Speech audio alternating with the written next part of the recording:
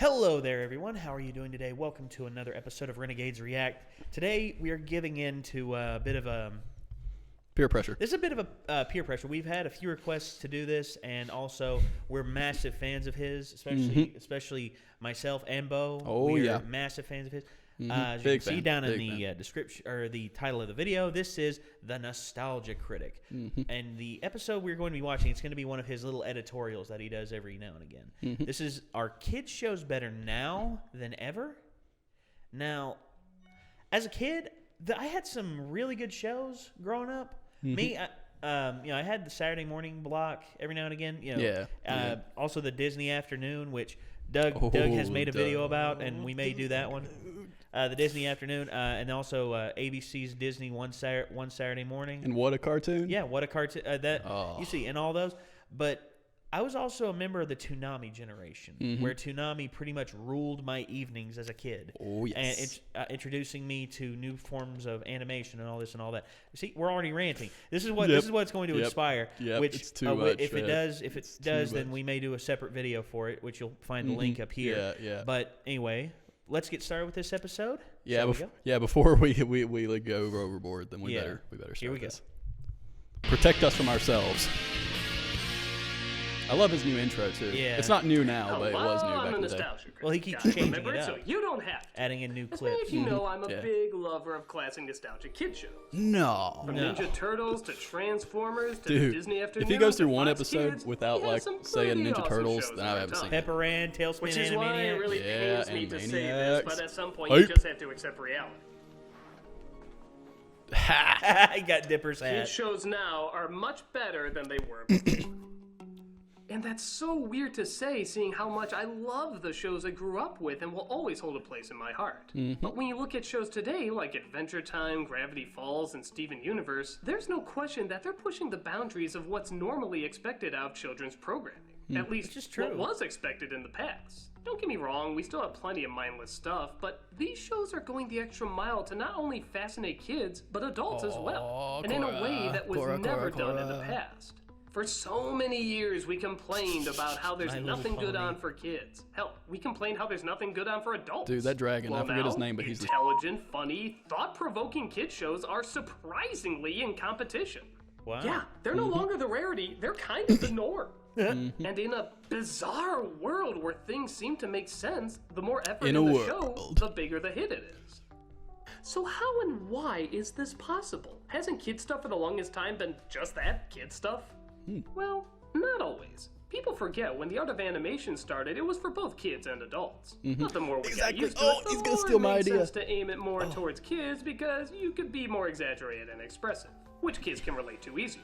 But even then, some of the adults putting it together didn't slack off on the effort.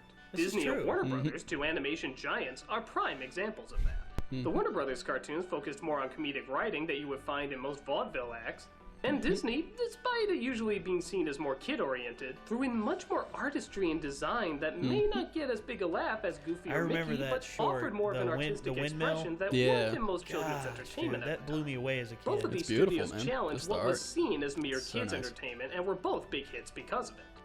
So big that years later, they're still worth big money. Most homes wouldn't dream of being without at least a few Disney films, and everybody, young and old, still knows the Looney Tunes by name. This is true. This led to the conclusion It's that just kid like shows part can of lead us, to big man. moolah, I mean, and show business everybody still knows being it. a Like business, if you're in try to America capitalize and you don't know who on it Bugs and make Bunny them even is, more then profitable. you must live in problem Utah or was they something. I don't focused know, on the but narrative. shit. Shows for a while were concentrating less on good characters and story, and instead more on what'll sell toys. So This is every true. episode of Marketing. He-Man, My Little Oh, the Pony, marketing. or whatever, I did love the were toys, rushed out though. with new I did characters, love, vehicles, and like, the accessories, Transformers. whether they Oh made my sense gosh. in a coherent story Oh. or not. And we ate it right up. We did. Oh, man. We did. Oh What my was going gosh. on? It's It more was than meets stuff. the eye, And man. my The sister more and stuff My we Little could have Pony. related to that show, the God. better. Yeah.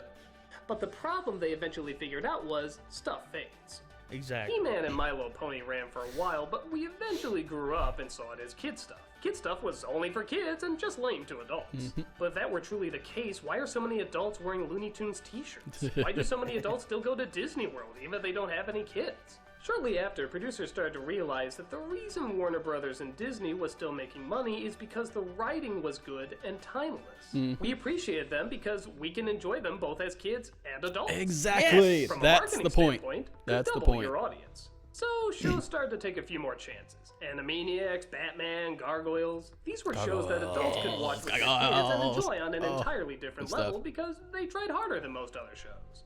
They went that extra mile and introduced new jokes, themes, and styles that had never been done before. Oh, At yeah. least Oh, the not with this Scarecrow. kind of Oh, effort. shoot. Don't That get me guy wrong, is we so went freaky. to crap shortly Oh, thereafter. God. The For a while, Godzilla we could have been animated Lunatics. series. roughly around the same time as the Dark Age of movies. Yeah, the Dark Age of People movies. who watched Oh, those baby. other great Oh, shows bad. eventually grew up to make their own shows. And guess what? They were influenced I by actually those like shows that Space put in Jam, the I'm extra sorry. work. No, Space Thus, Jam is they like had a new bar to hold themselves to.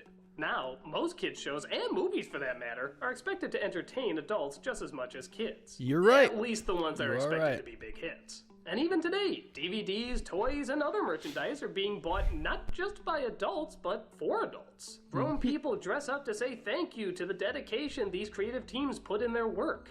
This is But true. come on, we grew up with great stuff. So why is this stuff apparently better? Part of it is while those other shows are great and changed a lot, it was going through a transitional period.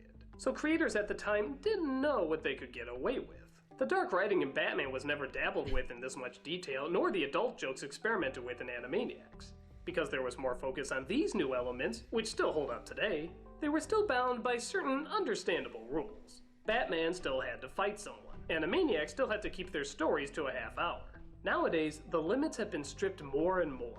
Comedic series don't have to be comedic all the way through. Dramatic series don't have to be dramatic all the way through. Stories can continue an entire season if need be. Yes. And even a show based on comedy and action can have little to none in some episodes and still get critical praise for it. I've just been Tiny nodding Toons this is whole great, time. But you wouldn't see them dive into heavy drawn-out turmoil like you would in Adventure Time, nor tackle as many potent issues. The con with those shows in the past is that they were still experimenting and didn't know how far they could go. The pro is that it gave way to so much more experimentation today, arguably more than what was ever done in the past. There's a few reasons for that. One, technology. These Yes. shows usually look beautiful. Look at And that's that. because computers Gravity have sped Falls, up the man. time to get them done. You'll also notice that the designs of many of these characters are much more simpler than ones of the past. They do this because it gives way to faster animation, while also allowing more time to focus on color, backgrounds, and of course, the story. Second, feedback Interesting. nowadays is instant. Yes. Even though we still have focus Oh, groups, yeah. the internet is the most blunt and massive feedback there is. So, if crowdsourcing, something doesn't man. go over Gotta well, listen they to can the know folks. right away Gotta and make listen No to more your- focus change. groups. Hell, Yeah. even Listen use to some the of the internet. backlash Yeah, in that's the right. shows sometimes. Let's take it straight to the We fans. cannot give up hope. Well, that's just silly. I don't sound like that. The truth is, people finally Oh, see the meta. I love it, possibilities. man. Shows like Lost and X-Files demonstrated that continuing mystery can be a big draw. But if you focused more on that and not as much on the characters, it could lead to a bad experience if you don't deliver on the ending. Shows yeah. like Gravity Falls and Adventure Time Yep. have similar mysteries, Oh, but that's yeah. not their draw. Their draw is their environment, their characters, and the fact that anything is possible. It's what inhabits the So world. even if the last episode doesn't give Just a the satisfactory creativity of answer it to all. the mystery, people won't feel ripped off because they were in it for more than that. Now that's not to say Lost or X-Files had bad characters, but when compared to the likability, even complexity of these characters, they're just gonna last longer. But how can something as simple as these characters be even more interesting than these characters? Well, I just said in that sentence, they're simple. Yeah. What are you gonna remember more? The complex inner workings of Matt Damon from Interstellar, or how badly the coyote wants to catch the Roadrunner? Chances are we're gonna be quoting Beep Beep before any line of dialogue in this film. Yeah. With kid shows, you have to keep the motivation simple so they can follow it. But what they go through to achieve it is where the complexity comes in. Because these worlds they create are fueled by imagination rather than logic, more possibilities are available to them. With new ways of tackling and explaining issues that were never present in kid shows before. Issues you never thought would be in a kid show, like abandonment, anxiety, sexuality, inferiority, depression, control. These shows are exploring these issues in everything but name. You can have characters with goofy identities like the Ice King and the Vampire Queen, but when you put them in a loving situation where one has almost entirely forgotten the other, it's one of the most heartbreaking things you can watch. that episode It can made also me help cry. people in real life identify with the pain of Alzheimer's. Avatar: The Last Airbender and Legend of Korra educate on the themes and ideas of East Asian philosophies. Yeah, East Asian philosophies, and all explained in a way that children can understand. That's a tough There's sell a power in sometimes. Steven Universe where two people can combine their mind and bodies together in one, meaning they have to work together to share both their mental and physical abilities. There's so many levels of identity being addressed here, it would make Kafka blush. Racial issues can be brought up. Interesting. Both Adventure Time and Korra give some pretty interesting conversations about how much control a government should have.